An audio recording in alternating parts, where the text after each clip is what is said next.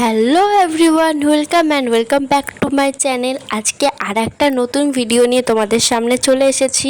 আজকে সকাল সকাল ঘুম থেকে উঠে দেখি মায়ের পুজো করা কমপ্লিট হয়ে গেছে। আমি তো 9টার সময় ঘুম থেকে উঠেছি। এখন না আছে কলেজ, স্কুলের পাঠ তো কবেই চুকে গেছে, কলেজও এখন নেই আপাতত, তাই ভালোই 9টা অবধি ঘুমাচ্ছি। আর তারপর এক কাপ চা দিয়ে সকালটা শুরু করলাম। আর আজকের টাইটেল থাম্বনেল দেখে নিশ্চয়ই বুঝে গেছো ভ্লগে আমি কি বিষয়ে কথা বলতে চলেছি, তাই প্লিজ স্কিপ না করে ভিডিওটা পুরোটা দেখো। শেষের দিকে কিছু ইম্পর্টেন্ট কথা তোমাদের সাথে শেয়ার করব। আর বিছানা গোছানোর পর একটু চুল ছাড়াচ্ছিলাম, তারপর আমি স্নান করে নেব, তারপর একেবারে খাওয়া দাওয়া করব। আর স্নান করা হয়ে গেছে। এই গরমের জন্য বেশি লেট করে স্নান করলে একদম আগুন হয়ে থাকে জলটা। তারপর একটু রোজকার মতো জাস্ট একটু স্কিন কেয়ার করে নিচ্ছিলাম, বায়োটিকের টোনার, আর তার সাথে আমার অল টাইম ফেভারেট নিভিয়ার সফট ময়েশ্চারাইজার। শীত গ্রীষ্ম বর্ষা এই ময়েশ্চারাইজারটা কিন্তু আমি কখনোই ছাড়ি না। তারপর দেখছি যে ওয়ার্ড্রপটা একদম কীরকম অগোছালো হয়ে গেছে, কিছুই না, জিনিসগুলোকে একটু সামনাসামনি রেখে দিচ্ছিলাম, এই আর কি। টুকটাক না করলে দেখতেও খুব বাজে লাগছিল। তারপর দেখি মা ছাদ থেকে এক বালতি কাপড় নিয়ে এসেছে, শুকিয়ে গেছে, সেগুলো একটু গুছিয়ে রাখছিলাম। আর অনেক দিন পর আজকে ভালো রোদ দিয়েছে তো, তাই অনেক কিছু কেচে নিয়েছে আজকে ছাদে দেখি অনেকজনই প্রচণ্ড কাপড় মেলেছে। যাই হোক, কাপড়গুলো গুছিয়ে নিই, তারপর আবার খাওয়া দাওয়া করতে হবে। প্রায় 10:30 11টা বাজতে চললো, এখনও ব্রেকফাস্ট করিনি, উঠেছি তো বেলা 9টার সময়।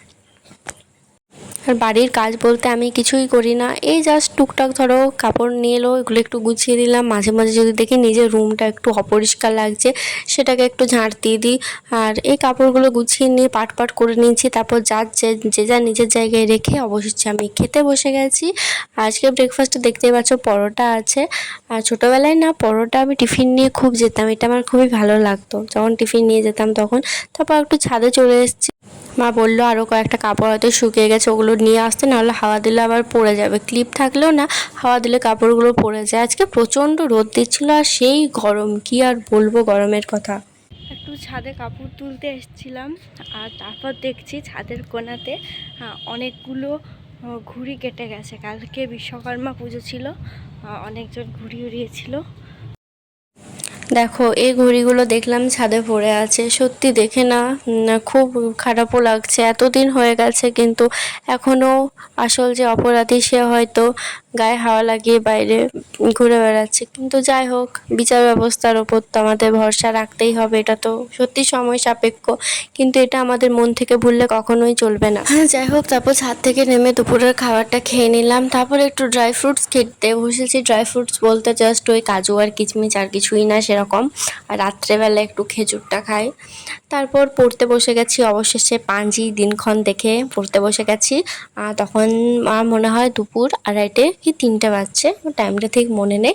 আর দেখলে আগের দিন ল্যাব সায়েন্সটা ওই শ্রেণীবিন্যাস অবধি হয়েছিল, তারপর যেটুকু পড়েছিলাম সেটুকু কিন্তু আমার খাতায় নোট করা হয়েছিল না, তাই এখন বসে গেছি খাতায় নোট করতে। আর অনেকটা টাইম লেগে গেছিলো সেগুলো লিখতে, কারণ লেখার আগে আরেকবার ভালো করে পড়ে নিচ্ছিলাম, তাহলে আমার রিভাইজও হয়ে যাবে। আর যারা এবছর ফার্স্ট টাইম এএনএম জিএনএম দিচ্ছ, তাদেরকে আমি একটা কথা বলতে চাই, তোমরা গাইড বই পড়ার আগে বা কোনো কোচিং সেন্টার থেকে নোটস পড়ার আগে, মানে বিশেষ করে এমসিকিউ পড়ার আগে টেক্সট বইটা একদম গুলে জল করে নাও। আমি ফার্স্টবার এবছর যখন পরীক্ষা দিলাম, আমার হাতে একদমই সময় ছিল না, জাস্ট 3 মাসের মতো পড়ে আমি পরীক্ষা দিয়েছি। তাও যতটুকু সম্ভব পড়ার চেষ্টা করেছিলাম টেক্সট বই, কিন্তু সেইভাবে সত্যি হয়নি। আর টেক্সট বইয়ের থেকে বেশি আমি এমসিকিউর ওপর জোর দিয়েছিলাম। যত এমসিকিউ করি, 500 600 1000টা এমসিকিউ করলেও দেখবে এমন কোয়েশ্চেন দিয়ে দেবে, যদিও এবছর কোয়েশ্চেন খুবই ইজি ছিল, কিন্তু তাও ভুল হয়ে গেছে, কারণ আমি ইজির থেকে হার্ড কোয়েশ্চেনগুলো বেশি করে গেছিলাম, তার সাথে আবার নেগেটিভ মার্কিং আছে। তো সেই সমস্ত কথা ছাড়ো, আমি তখন যদি টেক্সট বইটা ভালোভাবে পড়ে লিখে রাখতাম 3 মাসে যেটুকু পারতাম, তাহলে হয়তো আমার স্কোরটা অনেকটাই বেড়ে যেত। তাই তোমরা যারা ফার্স্ট টাইম পরীক্ষা দিচ্ছ, তোমরা আগে প্লিজ টেক্সট বইটা ভালো করে পড়ো।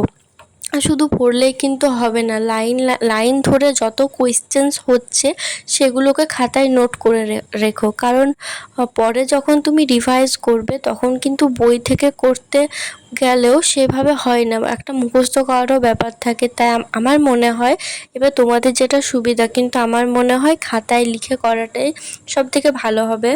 লাইফ সায়েন্স আর ফিজিক্যাল সায়েন্স পুরো বই থেকে একদম খাতায় লিখে রিভাইজ করে লাইন বাই লাইন মুখস্থ করো। আর ইংলিশ বেসিক বেসিক কিছু আসে, সেগুলোর জন্য একটা ইংলিশ গ্রামার বই ফলো করতে পারো। অনেকের আবার ক্লাস 9-10-এও গ্রামার বই কিনে নাও, সেগুলো ফলো করতে পারো। ক্লাস 10-এ দেখবে, 9-10-এ ডাফ অ্যান্ড ডাফের একটা বই আছে, ওটা থেকে কিন্তু প্র্যাকটিস করতে পারো। খুব ভালো কোয়েশ্চেন্স থাকতো ওখানে, ওটা আমি 9-10-এ করতাম। ওই বইটা এখনও আছে, মাঝে মাঝে ওখান থেকে কিছু প্র্যাকটিস করি। তারপর আমার ওগুলো করতে করতে রাত হয়ে গেছিলো, সন্ধে দিয়ে একটু ব্রেকফাস্ট করে নিয়েছিলাম। আজকে মা পেটাই পরোটা বানিয়েছিল, তার সাথে আলুর দম। তারপর রাত্রেবেলা একটু ইংলিশটা পড়ে নিলাম। ইংলিশে টুকটাক ন্যারেশন, টেন্স ওইগুলো করে আজকের মতো পড়াটা শেষ করছি।